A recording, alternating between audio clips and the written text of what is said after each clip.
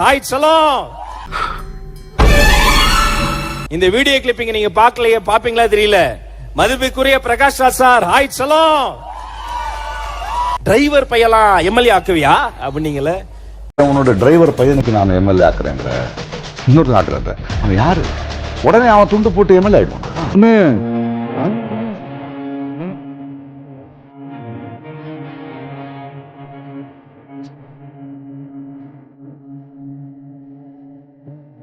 அரசு கொறடாவாக சபரிநாதன் நியமிக்கப்பட்டிருக்கிறார். இவர் விருகம்பாக்கம் சட்டமன்ற தொகுதியில் போட்டியிட்டு வெற்றி பெற்று எம்எல்ஏவாக இருக்கிறார். இளம் சட்டமன்ற உறுப்பினருக்கு தற்போது சட்டப்பேரவையின் முக்கிய பொறுப்பு வழங்கப்பட்டு இருக்கிறது. தாவேகா சார்பில்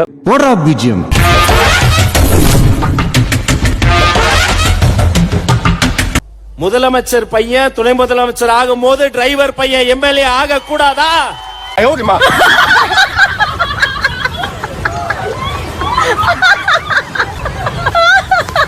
எங்க தலைவர் இன்னும் கொஞ்சம் ஸ்பீடு. வெறும் எம்எல்ஏ எல்லாம் கிடையாது, சட்டமன்றத்தின் கொறடாவே என் தம்பி சபரிதான். Smile please, smile please.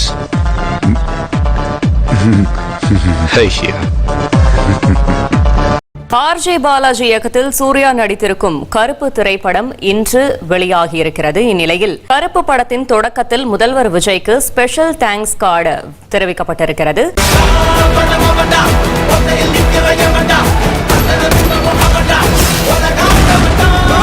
குதிரை பேரம் என்றால் இதைவிட ஒரு தலைகுனிவு இந்த வரலாற்று சிறப்புமிக்க அவையில் எதுவுமே கிடையாது. நான் ஒன்றை மட்டும் சொல்லிக் கொள்கிறேன். இந்த அரசு குதிரை வேகத்தில் செயல்படுகிற அரசே தவிர குதிரை பேரத்தில் ஈடுபடுகிற அரசு இல்லை என்பதை ஆணித்தரமாக தெரிவித்துக் கொள்கிறேன்.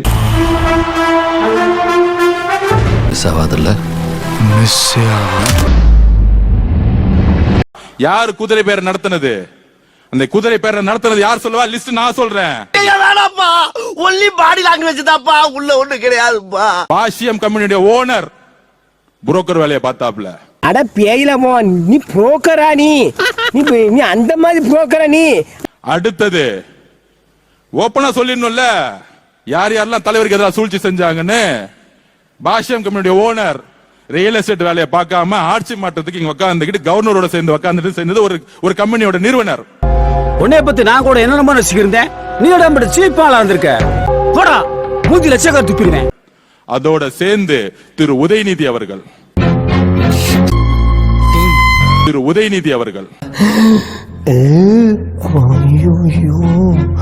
அதோட சேர்ந்து திரு இபிஎஸ் பழனிசாமி, முன்னாள் முதலமைச்சர் பழனிசாமி மகன் திரு மிதுன் அவர்கள்.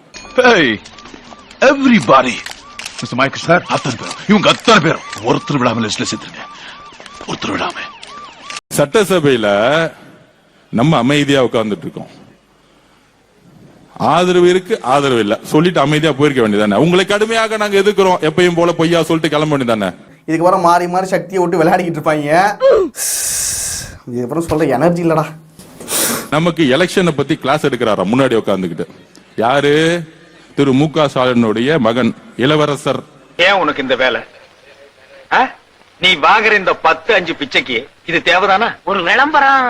என்னடா விளம்பரம்? இளவரசர் திரு உதயநிதி அவர்கள் அந்த இளவரசருக்கு பட்டாபிஷேகம் முன்னாடி என்ன பண்ணாங்க?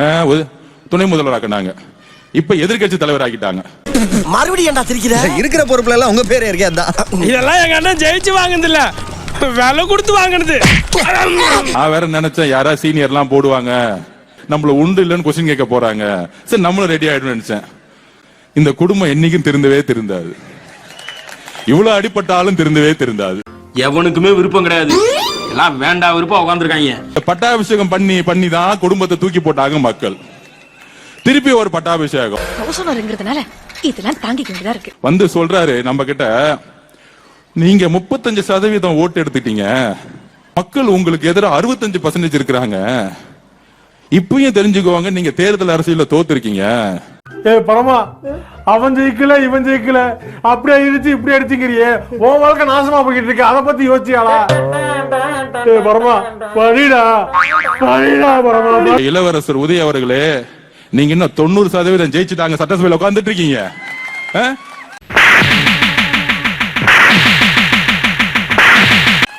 கிளாஸ் எடுக்கிறதுக்கு ஒரு தகுதி வேணா? உங்க சொந்த அப்பா குளத்தூர்ல தோத்துட்டு அங்க உட்கார்ந்துட்டு இருக்காரு.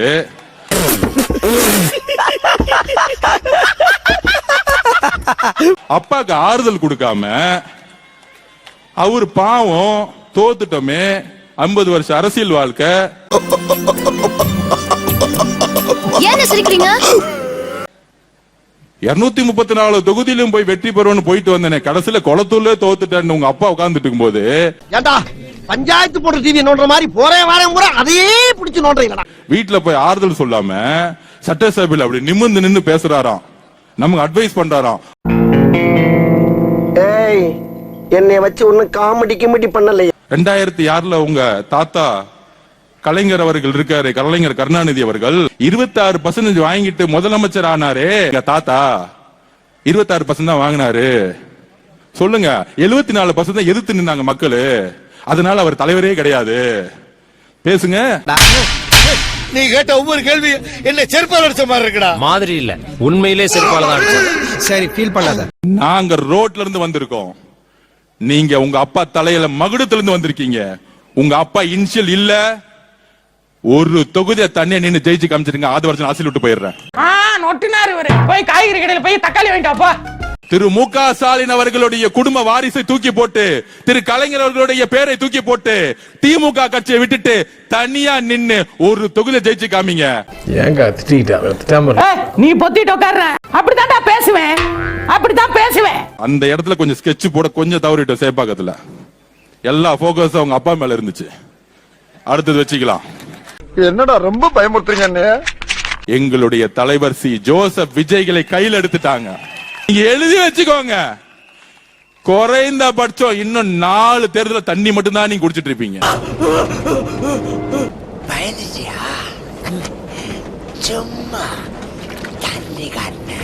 தமிழக வெற்றி கழகத்தை உருவாக்கியது பெண்கள். இன்றைக்கு சொல்றேன், தமிழக வெற்றி கழகத்தை உருவாக்கியது பெண்கள்.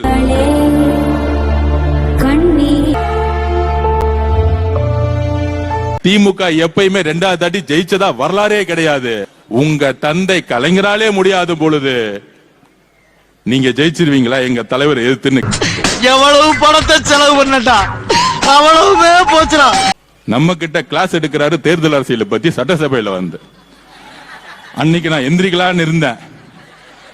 அண்ணன் வரும்போதே சொல்லிட்டாரு, இனி ஒன்லி நம்பிக்கை வாக்கெடுப்பு தான், நீங்க நம்ம எல்லாம் பேச வேணாம். பாவம் எலெக்ஷன் டைம்ல தான் பேச முடியல, இப்ப பேசட்டும். ரொம்ப அடி வாங்கியிருக்காங்க.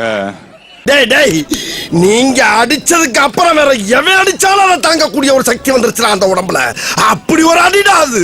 அடிச்சா அழுவாங்கல்ல, அழுது கலந்துட்டு சட்டசபை விட்டு ஓடி போயிடுவாங்க.